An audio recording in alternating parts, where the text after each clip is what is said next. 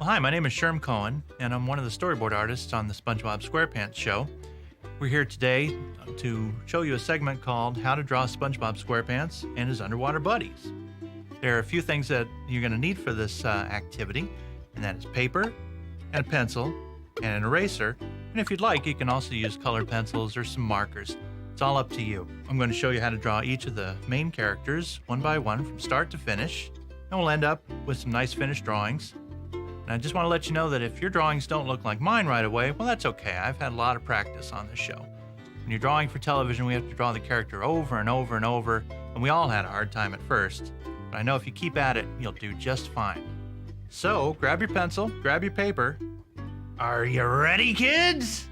Let's draw SpongeBob and his underwater buddies. And now we're going to draw SpongeBob SquarePants. This is gonna be great! So we start with a basically square shape with a slight bit of a tilt to it. And that's to give him a little bit of life so that he's not so perfectly rigid. And I'm drawing the side here, and his pants are are roughly square shaped or rectangular. And that's how he got his name, SpongeBob SquarePants. I like to leave enough room on the paper to make sure that I can get his head and his legs and his arms all in. I'm just going to rough in some of the basic shapes here, which are square, these little cylinders for his legs, and a little bean shape for his feet. When it comes to his face, I like to very lightly draw in some center lines just so I can make sure to put the face in the right place. SpongeBob has two big eyes that sit right on top of that center line. His nose comes like a finger right out of the middle of his face. His pupils then are thrown in, and his cheek sits right underneath his eye there. And we'll draw a nice big smile that connects right up to that cheek. And his two big teeth also come right along that center line. Give him a nice happy mouth and a big fat tongue that lies at the base of his mouth. And for his eyelashes, which are a very important feature, he's got 3 on each eye. Weren't you that guy on TV? Yes, I am that guy. And also for his clothing, now along this center line, I'm going to draw his tie and his collar. And this is the line where his shirt meets his pants. Bring that along the side. And his belt shows through his belt loops. And there's 3 of those, and one of them runs right underneath the tie. Now along the side, he's got a short sleeve shirt, so I'll draw that arm in right about where his head meets his shirt. A little bell-shaped, cup-shaped object. His hand comes down, and it falls right about at the base of his pants. Now, just like all respectable cartoon characters, SpongeBob's got 3 fingers and a thumb. And that was a tradition that was started long ago just because hands are very expressive and it's important to make them as simple so they communicate as good as possible. Now, as far as SpongeBob's ridges on his head, he's got a very distinct pattern of ridges on the top and the sides and on the base. There's 4 on the top, 4 on the sides, and 3 on the bottom. And I'll show you how I draw those. Well then, I guess it's time to take it up a notch. So there's 1, 2, 3, 4 to the bottom. 1, 2, 3, 4 to the bottom. 1, 2, 3, and 4, but I'm not going to draw through the arm. And then on the side, there's just 1 ridge to connect the front to the side. He's also got his sponge holes, and we have to remember where to put them every time we draw him. So my secret to remembering where to put these holes is I always start in the upper right-hand corner where he has 1 small hole.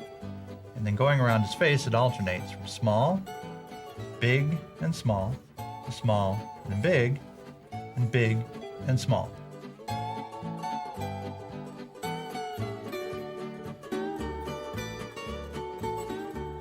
On the side, he's got 4 holes, 1 big, 1 small, 1 big, and 1 small.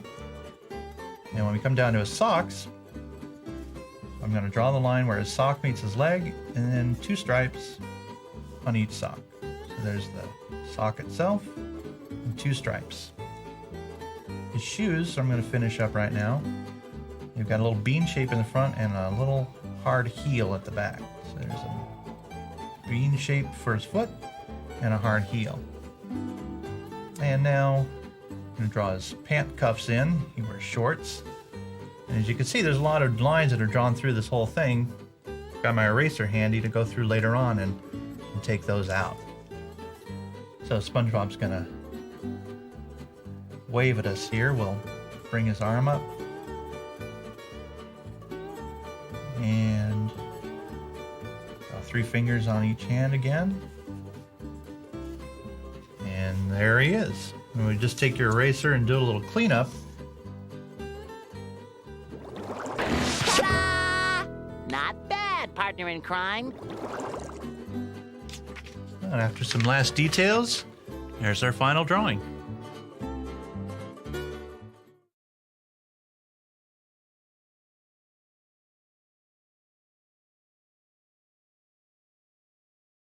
Now I'd like to show you how to draw SpongeBob's best friend, Patrick Star. Who, me? Patrick has a shape that's basically a big teardrop shape, which is sort of like a sphere with a cone sitting on top. After I've drawn this shape in, I'll usually draw his pants, so I know where to divide his top from his bottom. And I'm going to use the eraser to rub down, clean up some of this construction drawings. Patrick has 2 big eyes near the top of his head and big bushy eyebrows. He's got a little bit of a cone head on top, but that's because the starfish has got 5 points, and one of them is his head, and the others are his arms and his legs. Patrick's arms are pretty simple, just like a regular starfish that you'll see in the tide pools. He doesn't have any fingers or thumbs, but we take a lot of liberty with the way we draw sea creatures in this show. Let's give Patrick a big 2 stumpy feet and a big pair of shorts that he wears over that. Let's give Patrick a big smile. He's usually in a pretty good mood. And Patrick's got some dots on him to give him some texture. He's got 3 on the front. He's got 2 on his arm. He's got 2 on his head. And he's got 2 on this arm. And finally, just 1 more for his feet. I'm also going to draw in the little flower pattern that he has on his pants. It's sort of a Hawaiian print. A lot of the design ideas that are in this show come from Hawaiian style clothing. And we're going to continue to clean this up a bit. I love you. And after we've done all the final cleanup with our eraser, here's Patrick.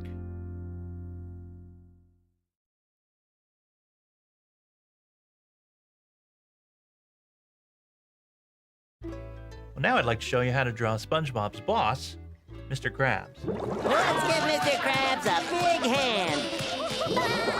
Mr. Krabs is based on a shape that's like a triangle or a cone. I also think of him as being the shape of a buoy in the water. Start off with this shape. We're going to add his eyes and his first. His eyes make Mr. Krabs one of the most difficult characters to draw because they take up so much space that sometimes we run out of room before we can draw all of his eyes in. So he has 2 big eyes, just like a real crab does. He's got a wiggly nose that fits in right in between those eyes. Now I'm going to draw a center line to show where his pants go.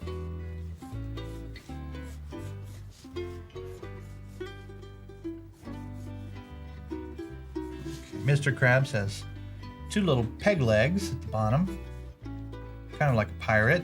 He's been designed after a classical idea of a pirate. Look at me, I'm Errol Finn. And his arms start right about where his shirt meets. They're little thin arms, but he has really big claws. There's a thumb and the rest of his hand. I'll show you that again. His arm comes out. Now his claw comes out with his fingers, so to speak, and his thumb. Then I'll go back in there and draw little points on the end of those. Since they're hard and shiny, they've got a little reflection on them. And for his eyes, he has big, long pupils and little soft eyelashes up at the top of each eye. Mr. Krabs is usually in a pretty good mood, except when no one is coming into the Krusty Krab, but for right now, he's had a good day. On his back are 3 ridges,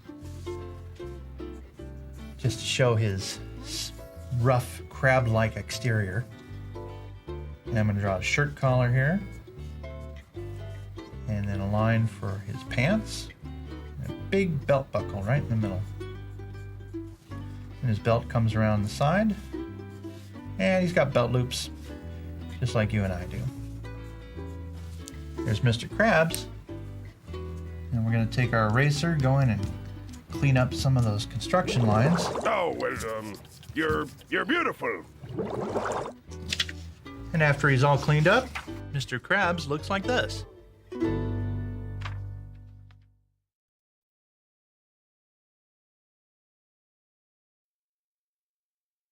Well, now I'd like to show you how to draw SpongeBob's neighbor, Squidward. Watch and learn. Squidward's head is based on a egg shape.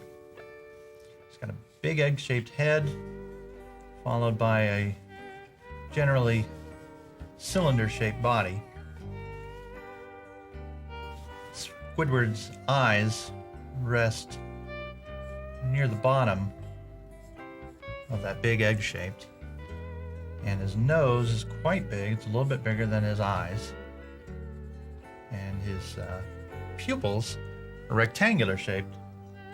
He's got 3 ridges on his brow.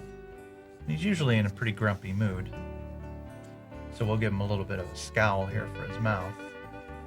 And there's a little line that connects his head to his mouth,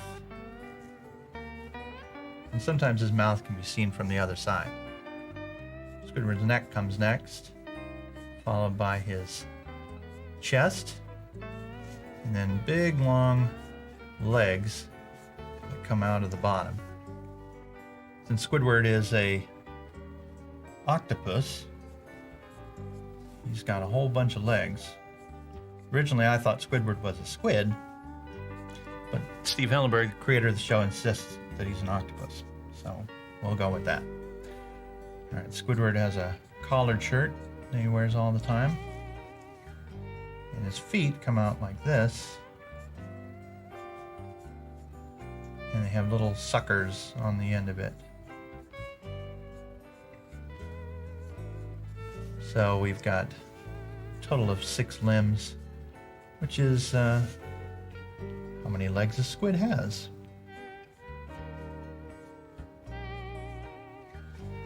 Alright, we can just clean up some of this with your eraser. Fascinating. Now, sometimes Squidward can be happy, and I want to show you that there are other expressions we can use for Squidward. When he's happy, the lines on his face will be pointing upward. And we'll put a big smile on his face. That's pretty unusual for Squidward, but we like to think that every once in a while he can give us a big smile. If his mouth is open, we'll draw a tongue on the inside there, and you can shade in the mouth with your pencil. So Squidward has his good days just like all of us should. He's also got 8 dots on the top of his head.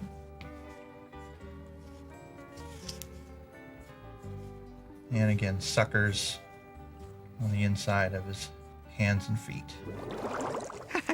That was actually kind of exciting. All right, now that we've finished, Squidward is all done.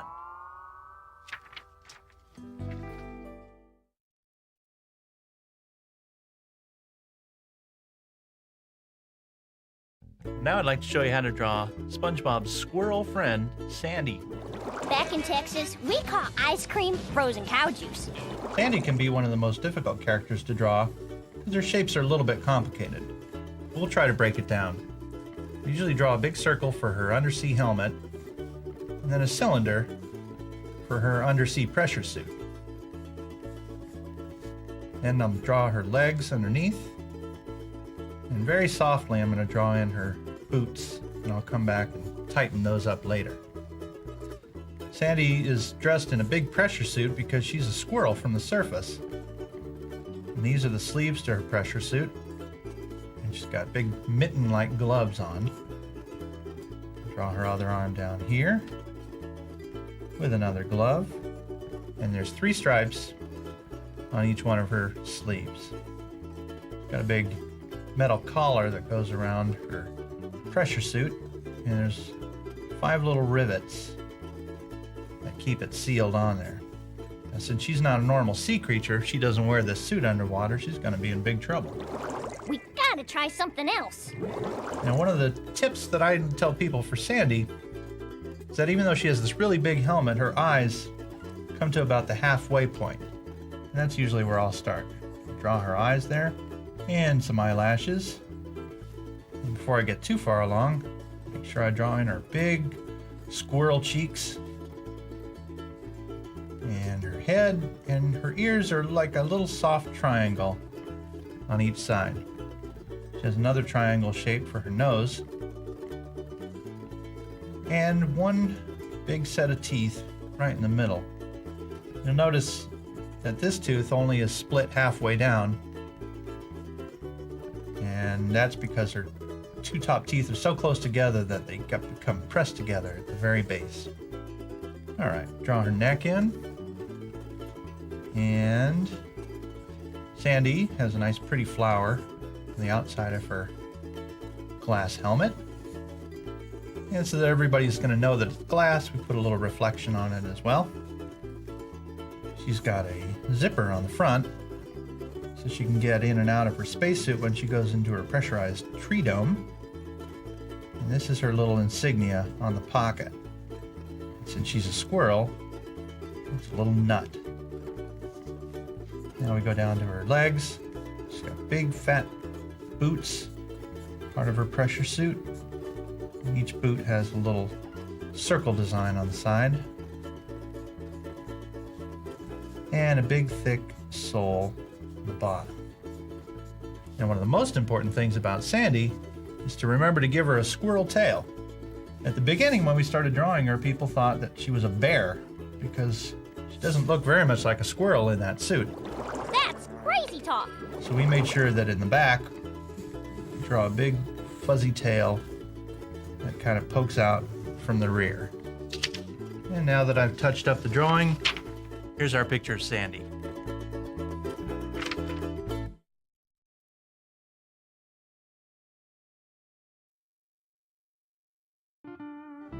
Now I'd like to show you how to draw Plankton, who's the smallest member of our show.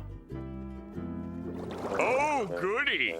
Plankton is shaped like a sausage or a little pill. He's very simple in his shape. The way I make sure to keep all his features in the right place is to draw this main shape, very lightly draw a center line, because that's about where his mouth is going to come. He's got one big eye and one big pupil. One of his chief characteristics is one big eyebrow. It's usually looking pretty evil at the top of his head. His mouth is usually in a frown of some sort. And he's not very happy because he's not selling very many burgers over at the Chum Bucket.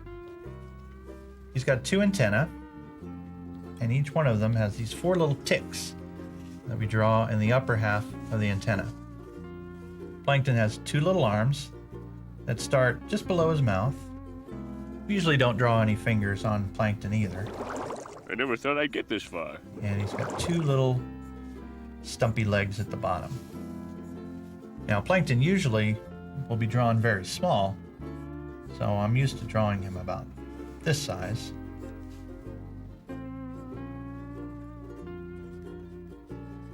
And one of the secrets to Plankton is on his eyebrow. There's 3 corners on the left side of the eyebrow and 2 corners on the right. That's pretty advanced stuff, but if you want to draw Plankton right and you don't want to get him angry, make sure to give him the right eyebrows. And sometimes Plankton has an evil smile on his face. He's usually up to no good. His main purpose in life is to steal the recipe of Mr. Krabs' Krabby Patty. So he's always got some sinister plan up his sleeve. Glad that's over. And after filling in all the details, there's the finished Plankton drawing.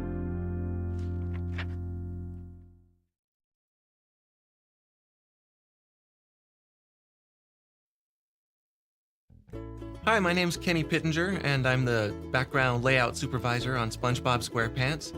So, what I'm gonna do today is show you how to draw some of the backgrounds for SpongeBob SquarePants, which is pretty much anything you see on the screen that doesn't move. What do we do first?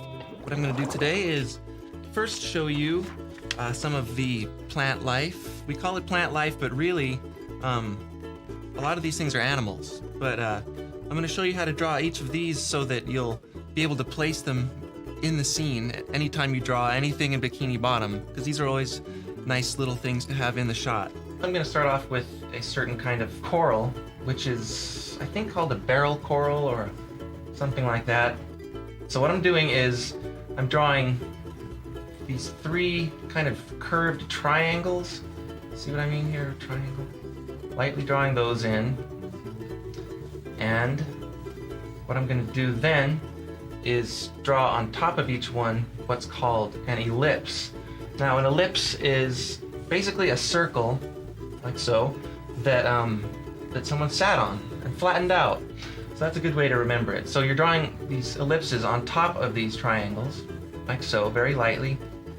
Oh, you know, I should tell you why I'm holding the pencil aside like this. It's so I can get these nice thick lines and also thin lines. See what I'll show you here. Like, start with a thick line and then go to a thin line if you want. It's kind of nice. That's called line quality. And that just kind of makes the shape itself more interesting, and it's kind of a fun way to draw. So, and it also keeps your arm moving, which is important. I'm learning!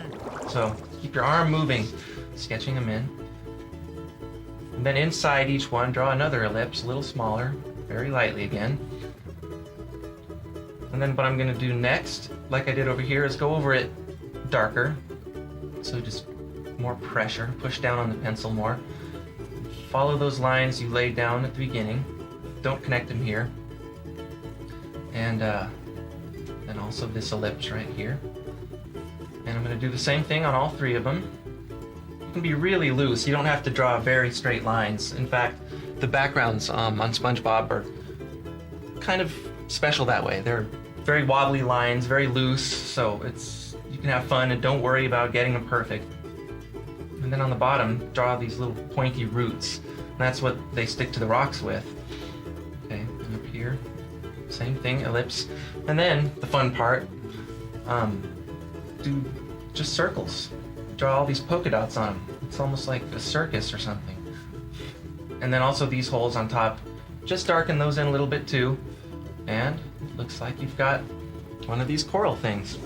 Yes, excellent! Next one I'm going to show you is called a staghorn coral. I know the name of that one. What you're going to do is just draw these lines kind of like just, you know, anything you want, almost like a tree or like lightning in reverse. And so what you're going to do then, this is pretty easy, you just go around each line like this with the same kind of thick and thin quality that we were talking about. And so you're drawing just these kind of blobby, almost like cactus shapes. So inside each one of these things, we're gonna draw these little star shapes, like this. Simple. Just draw these all over it. This one's gonna fly! And next, the only one in this group that actually is a plant is grass, seagrass. And you just draw like a wavy line, like a snake, and then just draw over it again. You can crisscross wherever you want. You don't have to crisscross every time, but when you do, it kind of makes it look like it's twisting. And you can draw 2 of those, 3 of those. They're usually together in a clump. Also, you see these a lot. They're called sea anemones, and they're actually animals too. What you're gonna do here with this is draw first a shape like this, which is a trapezoid. It's like a square, but it kind of narrows up towards the top. It's not quite a triangle and not quite a square, somewhere in between. And then on the top of that, we're gonna do our ellipse again. So just draw your ellipse very lightly. Okay, and then what I'm gonna do is very carefully draw 5 arms. And these are how the anemone brings food into its mouth. And here's its mouth right here. To draw the mouth, you can just draw a little star shape like you did before over here. So there's sea anemone, and usually we find those all together. So you'll just draw a few of them, you know, and do the same steps I showed you before. And finally, last but not least, the smallest of them all is the sea urchin. Draw a circle, color it in, nice and dark. And then what you're gonna do is draw another one of these star shapes right through it, like this. Oh! There you go, sea urchin. That's the easiest one to draw.